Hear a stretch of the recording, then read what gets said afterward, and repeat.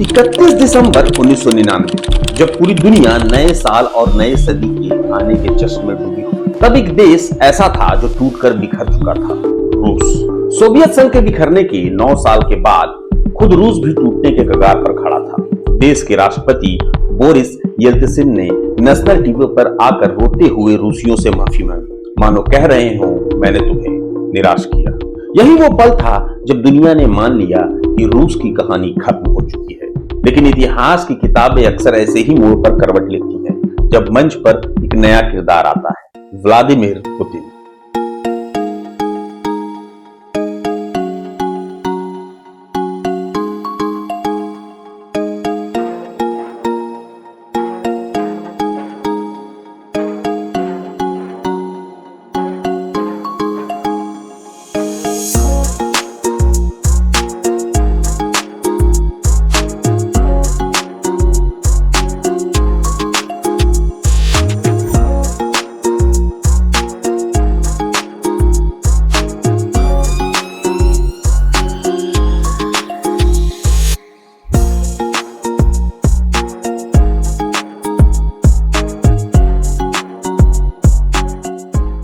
आज यही पुतिन दुनिया के सबसे ताकतवर नेताओं में से गिने जाते हैं, जिनका एक फैसला परमाणु युद्ध छेड़ सकता है। तो सवाल ये है कि अगर ये इंसान इतना खतरनाक है तो दुनिया अब तक जलकर राख क्यों नहीं? ग्लोबल मीडिया पुतिन की एक ही इमेज दिखाना चाहता है, खलनायक। लेकिन इसी खलनायक ने कर्ज में डूबे रूस को अरबों डॉलर के विदेशी भंडार वाले देश में बदला। जिस रूस में 90 के दशक में करोड़ों लोग गरीबी रेखा के नीचे थे, वहां आज गरीबी दर ऐतिहासिक रूप से घट चुकी। 1990 के दशक में जो रूस टूटा हुआ, बिखरा हुआ, असुरक्षित दिखता था, वही रूस आज एक संगठित, आक्रामक और आत्मविश्वासी ताकत बन चुका है। कभी कभी एक इंसान पूरा सदी का रूप बदल देता है। जब रूस की कहानी समझनी शुरू की तो एहसास हुआ कि ज्यादातर अंग्रेजी मीडिया पश्चिमी देशों के नजरिए से लिखा जाता है, इसलिए अक्सर नैरेटिव एक ही होता है, रूस बुरा है, पुतिन खलनायक है। लेकिन हर सिक्के के दो पहलू हैं।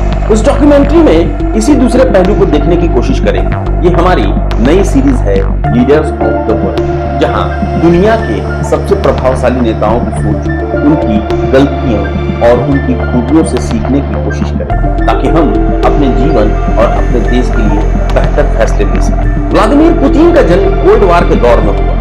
वो दौर जब अमेरिका और सोवियत संघ हर मोर्चे पर एक दूसरे से होड़ कर रहे थे, चाहे बात हो अंतरिक्ष की या शतरंज की। उनके पिता ने दूसरे विश्व युद्ध में नाजी जर्मनी के खिलाफ लड़ाई लड़ी और लेनिनग्राड की घेराबंदी झेली, जहां लाखों लोग भूख और बमबारी से मारे गए। इसी दौर में पुतिन के 2 बड़े भाई भी दुनिया से चले गए। हम अक्सर ये भूल जाते हैं कि हिटलर को हराने में सबसे बड़ा बोझ अमेरिका ने नहीं, सोवियत संघ ने उठाया था।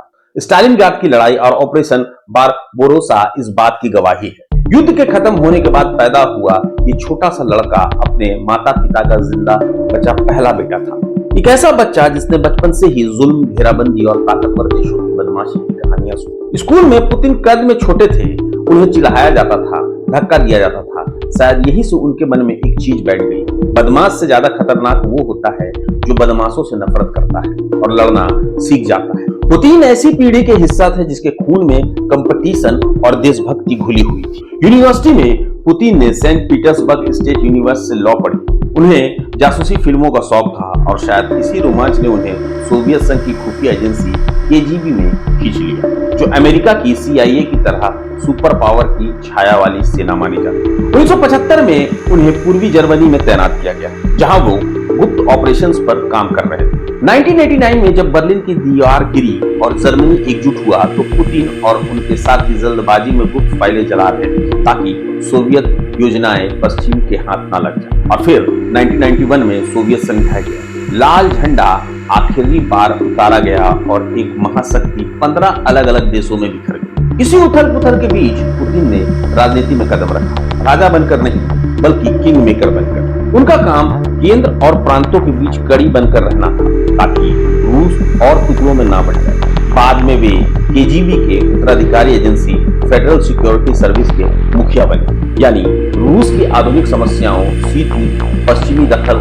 गुप्त सेवाएं और राजनीतिक एकता, सबका सीधा सामना उन्होंने किया था। यही मिश्रण उन्हें रूस की नेतृत्व कुर्सी के लिए सबसे मजबूत दावेदार बनाता है। सोवियत संघ, जो कभी धरती के छठे हिस्से पर राज करता था, 11 टाइम जोन में फैला था और करोड़ों लोगों पर शासन करता था, अचानक इतिहास में नया रूस पैदा तो हो गया, लेकिन बेहद कमजोर हालत, जैसे किसी ने विशाल इमारत की नींव उखाड़ दी। पहले जहां अर्थव्यवस्था का पूरा नियंत्रण सरकार का था, वहीं अचानक तेज प्राइवेटाइजेशन शुरू हुआ और ओलिगार्क्स उभरे, कुछ गिने चुने बिजनेसमैन जिन्होंने देश की संपत्ति और राजनीति पर कब्जा जमाया। राष्ट्रपति बोरिस येल्त्सिन को जनता कमजोर और पश्चिमी देशों की कुटनीति मानने लगी। रूबल धराशायी हो गया, महंगाई आसमान छूने लगी, सरकारी खजाना कर्ज में डूबा और आम लोगों के लिए रोटी, दवाएं, नौकरी तक मुश्किल हो गई। इस दौर को आज भी रूस में वाइल्ड 90s कहा जाता है, एक ऐसा दशक जिसमें कानून कम, बंदूक और माफिया ज्यादा बोलते थे। रूसियों को एक ऐसे नेता की तलाश थी जो देश को फिर से जोड़ सके, व्यवस्था कायम कर सके और भविष्य सुरक्षित कर सके। 1999 में येल्त्सिन ने पुतिन को रूस का प्रधानमंत्री बनाया, राष्ट्रपति के ठीक नीचे की सबसे ताकतवर कुर्सी। बस एक ही महीने बाद सितंबर 99 में मॉस्को और दूसरे शहरों में सिलसिलेवार बम धमाके, पूरा देश दहशत में था। लोगों ने सरकार की काबिलियत पर शक करना शुरू कर दिया। हमलों के पीछे की चेचनिया आतंकी गुट पर शक जताया गया।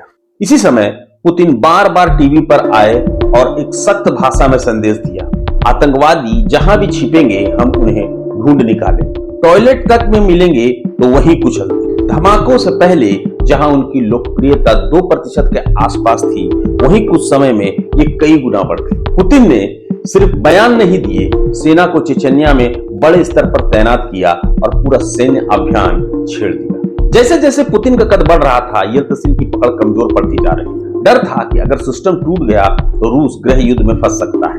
31 दिसंबर 1999 की शाम, जब दुनिया नए साल के जश्न में थी, येल्त्सिन ने अचानक इस्तीफा दिया और पुतिन रूस के कार्यवाहक राष्ट्रपति बने। कई लोगों के लिए वो नया जार था, आधुनिक जार, जो फिर से सत्ता को केंद्र में समेट रहा था। राष्ट्रपति बनते ही पुतिन अंतर्राष्ट्रीय मंच पर पसंदीदा चेहरा बन गए। यहां तक कि अमेरिकी राष्ट्रपति जॉर्ज बुश ने भी शुरुआत में उन्हें भरोसे लायक पार्टनर बताया। किस्मत भी उनके साथ थी। 1999 से 2008 के बीच ग्लोबल ऑयल प्राइस करीब $10 प्रति बैरल से बढ़कर 100 से $150 तक पहुंची और तेल गैस बेचकर रूस की कमाई में जबरदस्त इजाफा हुआ। इस दौर में रूस की अर्थव्यवस्था तेजी से बढ़ी, लोगों की आमदनी कई गुना बढ़ी, बेरोजगारी घटी और करोड़ों लोग गरीबी से निकलकर मिडिल क्लास में। औसत जीवन प्रत्याशा स्तर सुधरा, पेंशन और सैलरी बढ़ी और रूस ने भारी कर उतारकर मजबूत विदेशी मुद्रा भंडार जमा किया। पुतिन ने 13% का फ्लैट इनकम टैक्स लागू किया, जो कई विकसित देशों के 40 से 50% टैक्स की तुलना में काफी कम था। मगर ओलिगार्क्स अभी भी ताकतवर थे, लेकिन अब वे सत्ता के ऊपर नहीं, नीचे खड़े थे। पुतिन ने साफ कर दिया कि राजनीति पर आखिरी नियंत्रण क्रेमलिन का होगा, किसी अरबपति क्लब का नहीं। कई गवर्नरों की चुनौती ताकत खत्म कर उन्हें सीधा केंद्र द्वारा नियुक्त किया जाने लगा, ताकि देश का इतना विशाल नक्शा टुकड़ों में ना बिखरे। रूस की सदियों पुरानी संरचना हमेशा केंद्रीकृत रही, पहले जार, फिर कम्युनिस्ट पार्टी और अब पुतिन। इसलिए पश्चिमी शैली की ढीली ढाली लिबरल डेमोक्रेसी वहां वैसी जड़ नहीं जमा सकी। धीरे धीरे पुतिन खुद को एक ऐसे नेता के रूप में पेश करने लगे जिसके पास सेना, कारोबारी तबका, चर्च और आम जनता सबका समर्थन। लेकिन इस सपोर्ट की कीमत भी थी, जो उनके खिलाफ खड़े हुए कई लोगों को जेल, सजा, रहस्यमयी मौतों का सामना करना। विपक्ष और आलोचना के लिए जगह सिमटती गई। पुतिन ने कभी पश्चिमी अर्थों में आजादी का सपना नहीं बेचा। उन्होंने रूसियों से वादा किया ऑर्डर का और बदले में उन्हें स्टेबिलिटी दी। ये तर्क उनके समर्थक बार बार दोहराते रहे। परमाणु हथियारों वाला एक स्थिर रूस एक अराजक रूस से ज्यादा सुरक्षित। सवाल ये नहीं कि ये मॉडल परफेक्ट है या नहीं, सवाल ये है कि क्या 90s की अराजकता के बाद रूस किसी और रास्ते पर चलता भी या नहीं। फरवरी 2022 में रूस ने यूक्रेन पर हमला किया और यूरोप को झकझोर दी, जो मान चुका था कि बड़े जमीनी युद्ध अब इतिहास हो चुका है। इस कदम को कई लोग सोवियत प्रभाव क्षेत्र वापस पाने की कोशिश मानते हैं, जबकि रूस के नजरिए से ये नाटो के विस्तार को रोकने की रणनीति है।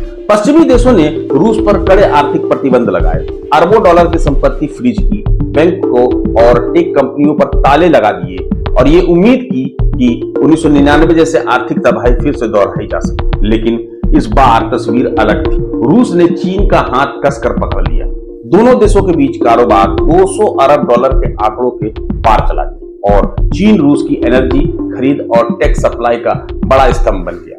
पश्चिम से मिलने वाला बहुत सारा सामान अब चीन से आने लगा, जिससे प्रतिबंधों का असर काफी हद तक कम हो गया। हो सकता है कि इतिहास की किताबें पुतिन को उस नेता के रूप में याद रखें जिसने 80 साल बाद यूरोप में बड़ा युद्ध छेड़ा, लेकिन रूस के भीतर कई लोग इसे सुरक्षा और घेराबंदी के जवाब की कहानी मानते हैं। इन सब से भारत को क्या सबक लेना चाहिए? भारत के लिए जरूरी है कि दुनिया को सिर्फ काला सफेद न देखकर ग्रे शेड में भी समझे। रूस ने दशकों तक कूटनीतिक और सैन्य मामलों में भारत का साथ दिया, खासकर तब जब कई पश्चिमी देश पाकिस्तान का समर्थन कर रहे थे। हमारी डिफेंस पार्टनरशिप और ऊर्जा सहयोग आज भी अहम है, भले ही रूस परफेक्ट ना हो और खुद भी अपनी खामियों से भरा देश हो। सबसे बड़ा सबक, बदमाश मत बनो, लेकिन बदमाश से डर कर मत जियो। पुतिन का बचपन नाजियों, मोहल्लों के गुंडों और पश्चिम दबदबे की कहानियों के बीच में उन्होंने ठान लिया कि रूस को कोई पंचिंग बैग की तरह इस्तेमाल नहीं करेगा। अमेरिका ने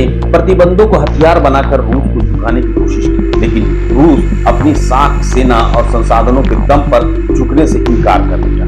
हर उभरती हुई ताकत के साथ दुनिया का सबसे पुराना खेल खेला जाता है, तुम्हें छोटा दिखाओ ताकि तुम कभी बराबरी की मेज पर बैठ ही ना सको। कल ये खेल रूस के साथ था, आज चीन के साथ है और कल भारत के साथ भी हो सकता है। इसलिए भारत को सिर्फ कागजों पर नहीं, असली ताकत टेक्नोलॉजी, सेना, अर्थव्यवस्था और नैरेटिव सब में मजबूत होना पड़ेगा। तो इस खास पेशकश में फिलहाल इतना ही। मैं अभिषेक आनंद, मुझे दीजिए इजाजत। अगर जुड़े रहे हमारे यूट्यूब चैनल से। नमस्कार।